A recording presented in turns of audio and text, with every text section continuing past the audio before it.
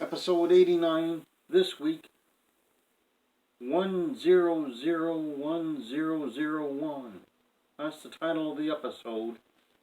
And this one, a far better episode than the last one, even though there were massive plot holes. You could drive a semi-truck through and have plenty of room to get through it. Massive plot holes, but still far better than last week's. In this one, the Enterprise shows up at the starbase late because they had to handle the problem at the neutral zone, as we heard last week. They're a week late. They show up. There's a commander in charge of the starbase, and he has these two people from the planet Binus called binaries to do the computer upgrade. Basically, they have a language that's like binary based, computer based, that they evolved over time. They always work in pairs. The binaries are freaked out because the Enterprise is a week late. Picard's like, well, sorry, we had a mission to accomplish, and now, instead of a week, you have 48 hours precisely to do this huge, massive job, or otherwise, we'll have to postpone it because we have 48 and a half hours to get to our next mission, which can't be postponed at all. And they said, well, okay, we'll do it. No problem. Picard's like, okay, fine. So the binaries get to work on upgrading the computer, and the Enterprise crew decides, hey, we'll just have some R&R for 48 hours. And Picard decides he's going to go read a book. While he's doing that, Riker goes to visit Data and Geordi. Geordi's trying to teach Data how to paint. Riker's hugely amused at this. He's like, well, that's got to be worth a couple of pages in someone's book, a blind man teaching an android how to paint. And he's all kinds of amused. Then he goes to the bridge. He starts talking to the binaries, who were rushed to start with, and then they're trying to explain things to Riker, and he's like, why are you so agitated? Why are you talking so fast? And because we're in a hurry here. And he's like, hey, Wesley Crusher, these guys that are 2 feet from me, I don't believe a word they're saying. I think they're up to something. Don't let them know that. I'm going to go to the rest of the ship and walk around. And he leaves Wesley Crusher in charge of the bridge, a teenage kid who's an acting ensign. Never been to the academy, shouldn't be in charge of the bridge, even when it's docked at the space station. But he is. He definitely is. And so Riker goes out and he meets up with Tasha Yar and Worf, who are going to go play Parisi Squares. And they want Riker to go, and he's like, no, I think I'll do something else. And as they leave, there's a minor power outage, and the computer tells him it's part of the work being done and it'll be restored. He meets up with the binaries who say they've upgraded the holodeck system for him. There shouldn't be any more problems like they've been having with the holodeck. So Riker's like, okay, I'll try it. And so he decides to put himself into a jazz club in New Orleans in the 50s. He creates an audience of one woman, keeps changing her until he gets her just how he wants her to be. Goes over, finds out she's minuet, and he's like, well, this will be fine. So he's playing jazz with people. Well, Captain Picard comes out, checks on the status of the ship. Crusher's like, oh, everything's fine. He's like, where's the commander? And he's like, oh, he went to the holodeck. Like, I'll go get him. And Picard's like, no, I'll go get him. So Picard goes down there.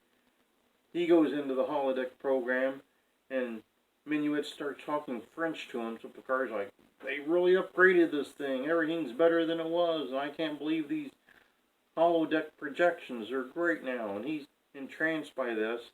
Riker just wants to, like, make out with the holodeck projected woman. He's hoping Picard will leave, but Picard sticks around.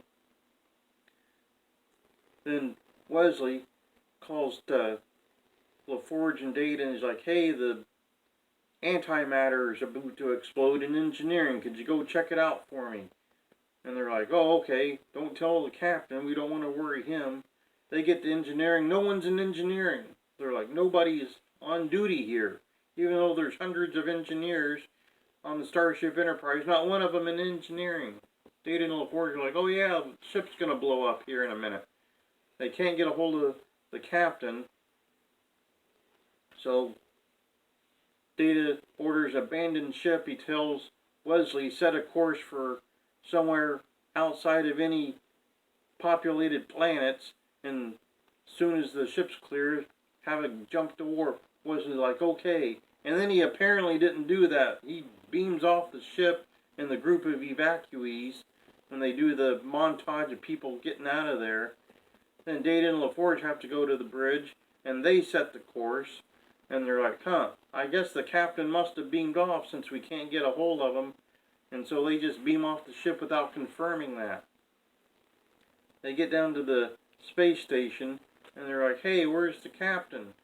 Alright, I thought he was with you. No, I thought he was with you. And they're like, oops, let's go back and get him. And the commander that was in charge of the upgrades like, no time for that. It's way too late for that. And then they realize everything's suddenly fine. There was no problem.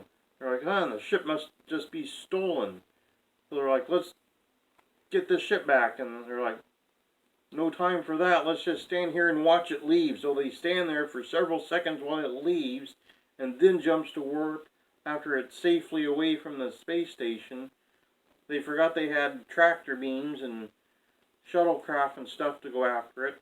They just let it go. So Data's like, oh, it's all my fault. If I wouldn't have been painting, if I was on the bridge 24/7, it wouldn't have happened. They're like, well, you can't be on duty 24/7. He's like, oh yeah, I can. Which technically I guess he could, but it's not in the regulations of Starfleet. And so he's blaming himself. And then he's like, well, let's get a ship after the Enterprise. There is no ship, apparently. The only one they can send, Data's like, yeah, I know that ship. Too small, too slow. And he's like, well, the next ship's in dry dock for repairs. We'll rush the repairs, but it'll be 48 hours. It's like all the other ones are like 36 hours away. So Data's like, well, send them to the home planet of the binaries. And the commander's like, why? He's like, why not? Just do it. We don't know where they're going. We'll send it there and hope for the best. Then on the Enterprise, they're still talking to Minuet, and Picard's like, well, I guess I better go back to the bridge. And she starts throwing excuses like she sums up Landstein at him. Excuse after excuse after excuse. Finally, Riker's like, why don't you want us to leave? So they jump up, run to the door. Red alert! Picard calls to the bridge. No one's on the bridge. He's like, where is everyone? Computer? And the computer's like, yeah, they abandoned ship because there was a problem with the antimatter, but now it's all fixed. And he's like, that's weird. And he's like, what about the binaries? And the computer's like, oh yeah, they're still on the bridge. So Picard's like, they must have ship-napped the ship. Let's get them. So they go to engineering, and they see the binaries have control of the computer. They put all this information into the main computer. Picard's like, well, if we've been ship-napped, we might as well blow the ship up and set the self-destruct. Riker's like, are you sure? And Picard's like, I don't want them to have it. Then the self-destruct works differently in this episode than any other episode of any other series. Picard and Riker just say, blow up the ship. And the ship's like, okay, in 5 minutes, that's what we're doing. Just no way to set the time other than 5 minutes. And then they slowly look at the binary language, which they couldn't decipher because it's moving so fast and it's just a series of numbers. Riker's like, what do you think of that? And they just stare at it for several seconds when they have only 5 minutes to take the ship back where it'll explode. Then they go to the weapons locker, get their weapons, and then they start debating pros and cons of different approaches to take over the ship. 20 minutes have probably gone by in the 5 minutes allotted. They get to the bridge. The binaries are already out cold. Well, Picard's like, huh, that's weird.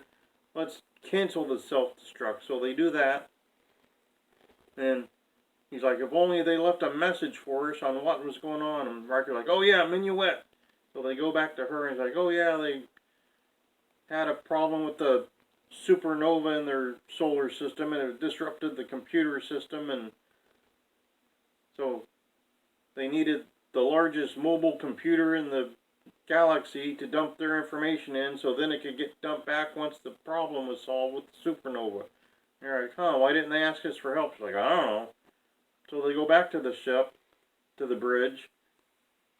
They figure out both of them have to enter codes to get the information back to the planet Binus. The binaries wake up and they're like, hey, did you help us? And they're like, yeah.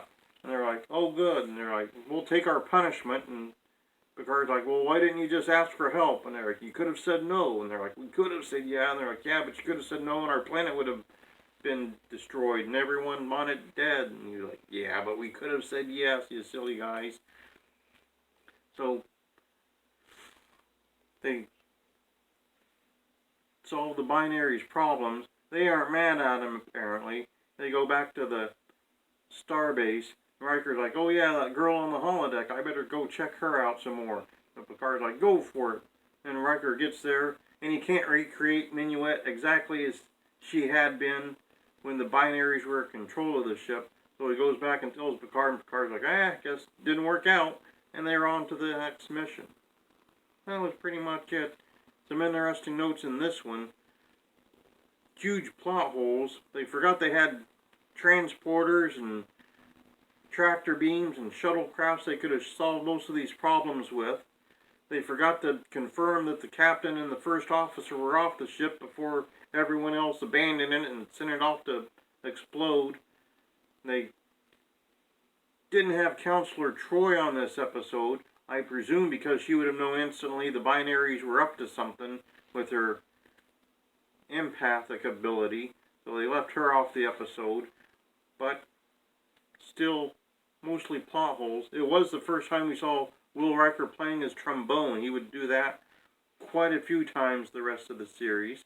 Also, the first time we saw Minuet, they brought her back once or twice in much later episodes. And I believe it was one of the first times that we saw the holodeck not totally malfunctioning and causing a massive problem. So the upgrade for that did work, even though the rest of the upgrade was just a ploy and the binaries were using the computer for their own purposes. But they fixed the holodeck apparently. So pretty much episode 89.